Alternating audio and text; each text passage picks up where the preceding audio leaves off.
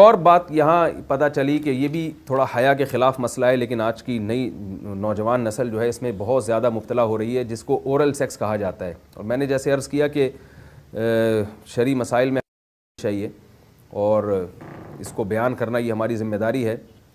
تو یہ چیز بھی انگریزی فلموں سے اور فحش فلموں سے ہماری نئی نسل میں بہت تیزی سے سرایت کر رہی ہے، اور لوگ اس بارے میں علماء سے بہت زیادہ مسائل پوچھتے ہیں، خواتین بھی پوچھتی ہیں جو اس میں مبتلا ہیں. تو اس کا بھی مسئلہ یاد رکھیں کہ اللہ تعالیٰ نے حالت حیض میں زوجہ سے ہم بستری کو حرام قرار دیا کیونکہ اس میں گندگی ہے. باپ دیکھیں کہ وہ گندگی اس درجے کی نہیں ہے جتنی اورل سیکس میں گندگی ہوتی ہے. اگر اس میں ڈسچارج ہو جائے بندہ، انسان جو ہم بستری کرنے والا ہے زوجہ سے، وہ منہ میں ڈسچارج ہو جائے، تو آپ سوچیں کہ اللہ تعالیٰ شرمگاہ کو گندگی سے بچا رہے ہیں، جس کی وجہ سے حیض کی حالت میں ہم بستری کو حرام قرار دیا. تو منہ جس سے انسان کھانا کھاتا ہے، جس سے کلمہ پڑھتا ہے، اور جو انسان کے جسم میں سب سے اشرف عضو ہے، سب سے زیادہ معزز اور مکرم عضو ہے، اس میں ایسی گندگی کو ڈالنا کہاں سے جائز ہو سکتا ہے، کہاں سے حلال ہو سکتا ہے؟ تو آج بعض متجدد قسم کے لوگ جو ہے نا اس کو حلال قرار دے رہے ہیں، تو یہ بالکل غلط ہے. تو یہ بات خوب ذہن میں رکھیں کہ اورل سیکس کے ذریعے اپنی خواہش کو پورا کرنا اس طور پر کہ ڈسچارج ہو جائے انسان عورت کے منہ میں، بیوی کے منہ میں، یہ بالکل حرام ہے، بالکل ناجائز ہے.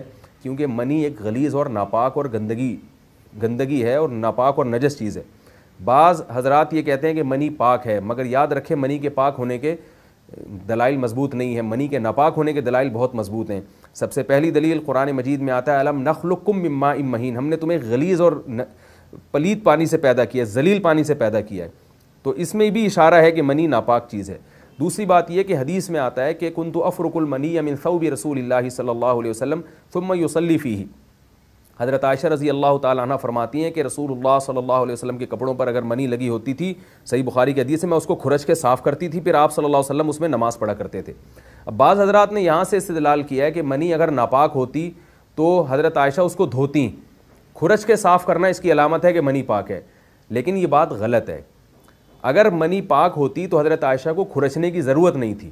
بات یہ ہے کہ وہ نجاست جس کا ایک باقاعدی جسم ہوتا ہے اور وہ کھرچ کے جسم سے یا کپڑوں سے الگ ہو سکتی ہے، تو اس نجاست کو پاک کرنے کا طریقہ یہ ہے کہ اس کو کھرچ دیا جائے. ناپاک تھی تبھی تو حضرت عائشہ رضی اللہ تعالی عنہ اس کو باقاعدہ کھرچ رہی ہیں اور دور کر رہی ہیں.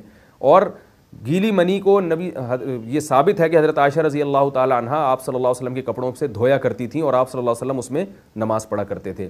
حضرت عمر رضی اللہ تعالی عنہ کے دور میں کسی شخص کو احتلام ہوا تو اس نے اپنے پورے جو ہے نا وہ کپڑے دھوئے، تو حضرت عمر نے اس کو منع کیا، فرمایا کہ اتنا کافی تھا کہ اس جگہ کو تم دھو لیتے. تو اس میں بھی حضرت عمر اس کو باقاعدہ دھونے کا حکم دے رہے ہیں. کسی بھی صحابی نے اعتراض نہیں کیا کہ یا امیر المومنین آپ ان کو دھونے کا حکم کیوں دے رہے ہیں، منی تو پاک ہے. تو منی کے جو ناپاک ہونے کے دلائل ہیں وہ بہت مضبوط ہیں. باقی اس کو جو کھرچنے کا حکم ہے وہ اس لیے کہ منی کے پاک جو اگر خشک ہو جائے تو وہ کھرچ کے بھی پاک ہو جاتی ہے، اس کو پھر دھونا ضروری نہیں ہوتا. اس کی مثال ایسے جیسے حدیث میں آتا ہے، صحابہ کرام فرماتے ہیں کہ ہمارے تلواروں میں دشمن کا خون لگا ہوتا تھا تو ہم اس کو زمین پہ اچھی طرح رگڑ کے اسی کو لٹکا کے نماز پڑھتے تھے. تو دیکھیں خون بھی ایسی چیز ہے کہ جو سوکھنے کے بعد اس کی ایک پاپڑی سی جم جاتی ہے. تو حالانکہ خون کو بھی ناپاک مانا جاتا ہے، جمہور علماء کے یہاں خون ناپاک چیز ہے، لیکن صحابی کیا کر رہے ہیں، اس کو رگڑ کے زمین پہ اور جو اس کو اچھی طرح رگڑ کے جب اس کا اثر زائل ہو گیا تو اسی کو لٹکا کے نماز پڑھ رہے ہیں. تو جیسے خون ناپاک ہونے کے باوجود رگڑنے سے پاک ہو جاتا ہے اگر کسی ایسی چیز پہ لگا ہو جو لوہے یا ایسی سخت چیز پہ، تو ایسے ہی منی اگر کپڑوں پہ لگی ہو، خشک ہو جائے تو اس کو اچھی طرح جب کھرچ دیا جائے تو وہ پاک ہو جاتی ہے. لیکن اس سے یہ ثابت نہیں ہوتا کہ منی پہلے سے ہی پاک ہے. ایک اور دلیل منی کے ناپاک ہونے کی یہ ہے کہ جو مدی ہے، ٹرانسپیرنٹ پانی جو مرد کے جسم سے نکلتا ہے، وہ اگر جسم سے نکل جائے تو وضو فرض ہو جاتا ہے، اور منی نکل جائے تو غسل فرض ہوتا ہے. اب یہ کیسی بات ہے کہ مدی کے نکلنے سے جس سے وضو فرض ہو رہا ہے وہ تو ناپاک ہے، اور منی نکلنے سے جب غسل فرض ہو رہا ہے بڑی والی طہارت، تو اس کو ہم پاک قرار دیں. تو اس لیے امام ابو حنیفہ رحمہ اللہ تعالیٰ کا مذہب منی کے بارے میں کہ یہ نجاست غلیظہ ہے، اور امام مالک کا بھی یہی مذہب ہے. یہ مذہب بہت دلائل کے لحاظ سے قوی ہے. تو اس لیے عورت کے منہ میں ڈسچارج ہونا یہ بالکل حرام ہے، ناجائز ہے، گندگی ہے، اسلام میں اس کی قطعاً اجازت نہیں ہے. اور اگر ان ائمہ کا مذہب لیا جائے جو منی کو پاک سمجھتے ہیں. اس لیے میں یہ عرض کر رہا ہوں کہ بعض حضرات نے اس پہ فتویٰ دیا ہے کہ یہ چونکہ پاک ہے لہذا اگر یعنی کوئی شخص منہ میں بھی ڈسچارج ہو جائے تو یہ بھی جائز ہے. یہ 100% غلط فتویٰ ہے. اس لیے کہ جو حضرات اس کو پاک کہتے ہیں وہ بھی اس کو خبائث میں داخل کرتے ہیں, حرام چیزوں میں داخل کرتے ہیں. اس کا کھانا یا اس کا منہ میں ڈالنا وہ بھی جائز نہیں کہتے.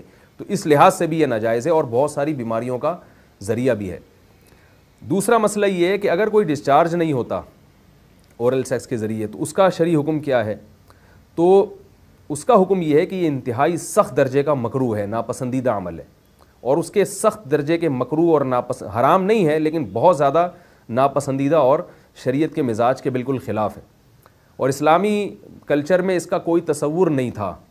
یہی وجہ ہے کہ فقہاء کرام کے ہاں اس چیز کا تذکرہ بہت ہی محدود پیمانے پر ملتا ہے. یہ اس کی علامت ہے کہ مسلمان معاشرہ اس چیز سے بالکل بھی واقف نہیں تھا کہ یہ کیا ہوتا ہے. تو یہ چیز غیروں سے آئی ہے, غیر مسلموں سے ہمارے معاشرے میں, جو ان کی موویز دیکھ دیکھ کے, فحش فلمیں دیکھ دیکھ کے نوجوانوں میں اس چیز نے سرایت کیا. ورنہ یہ انسان طبی طور پر اس عمل سے بہت زیادہ نفرت کرتا ہے. کوئی بھی شریف الطبع آدمی ذہنی طور پر اس کے لیے تیار نہیں ہوگا. تو میں پھر بھی یہ کہہ رہا ہوں کہ بہرحال علماء اس کو ناجائز اور حرام نہیں سمجھتے, اس لیے کہ میاں بیوی ایک دوسرے سے جس طرح سے چاہیں استمتاع کر سکتے ہیں, لیکن سخت ناپسندیدہ بہرحال ہے اور مکروہ چیز ہے اور اس قابل نہیں ہے کہ اس کی حوصلہ افزائی کی جائے. یہ اس کے بارے میں ہے کہ جب یعنی جو ہے وہ ادخال کیا جائے اس فم کے اندر, اس جو ہے مرد اس میں باقاعدہ جو ہے وہ تلذذ حاصل کرے. اگر ایسا نہ ہو بلکہ باہر سے استمتاع کیا جائے, جیسے بعض جگہ ایسا ہوتا ہے کہ کیا نام ہے, عورت کو اس چیز سے گھن آتی ہے کہ وہ اپنے منہ میں اس گندگی کو لے کر جائے, تو پھر بعض شوہر زوجہ کو مجبور کرتے ہیں کسنگ وغیرہ پر, تو یہ کم درجے کی کراہت ہے. یعنی یہ بھی ناپسندیدہ تو ہے مگر یہ اس درجے کا مکروہ, اس درجے کا ناپسندیدہ نہیں ہے. دوسری بات یہ کہ یہ جو میں نے پوری ڈیٹیل بیان کی ہے یہ اس صورت میں ہے اس کے مکروہ اور ناپسندیدہ ہونا کہ عورت اس کے لیے ذہنی طور پر آمادہ ہو. یہ بات خوب یاد رکھیں, اگر عورت کو اس عمل سے گھن آتی ہے تو پھر مرد بیوی کو اس کام پر مجبور ہرگز نہیں کر سکتا, کیونکہ یہ نکاح کے جو ایگریمنٹ ہے, مقتضیات ہیں, اس کے خلاف ہے. یعنی یہ اس میں داخل نہیں ہے. عورت اپنے آپ کو ہم بستری سے تو نہیں روک سکتی, مرد جب چاہے گا بیوی سے ہم بستری کر سکتا. اور بات یہاں پتہ چلی کہ یہ بھی تھوڑا حیا کے خلاف مسئلہ ہے, لیکن آج کی نئی نوجوان نسل جو ہے اس میں بہت زیادہ مبتلا ہو رہی ہے, جس کو اورل سیکس کہا جاتا ہے. اور میں نے جیسے عرض کیا کہ شرعی مسائل میں چاہیے اور اس کو بیان کرنا یہ ہماری ذمہ داری ہے. تو یہ چیز بھی انگریزی فلموں سے اور فحش فلموں سے ہماری نئی نسل میں بہت تیزی سے سرایت کر رہی ہے, اور لوگ اس بارے میں علماء سے بہت زیادہ مسائل پوچھتے ہیں, خواتین بھی پوچھتی ہیں جو اس میں مبتلا ہیں. تو اس کا بھی مسئلہ یاد رکھیں کہ اللہ تعالیٰ نے حالت حیض میں زوجہ سے ہم بستری کو حرام قرار دیا کیونکہ اس میں گندگی ہے. باپ دیکھیں کہ وہ گندگی اس درجے کی نہیں ہے جتنی اورل سیکس میں گندگی ہوتی ہے. اگر اس میں ڈسچارج ہو جائے بندہ, انسان جو ہم بستری کرنے والا ہے زوجہ سے, وہ منہ میں ڈسچارج ہو جائے, تو آپ سوچیں کہ اللہ تعالیٰ شرمگاہ کو گندگی سے بچا رہے ہیں جس کی وجہ سے حیض کی حالت میں ہم بستری کو حرام قرار دیا. تو منہ جس سے انسان کھانا کھاتا ہے, جس سے کلمہ پڑھتا ہے, اور جو انسان کے جسم میں سب سے اشرف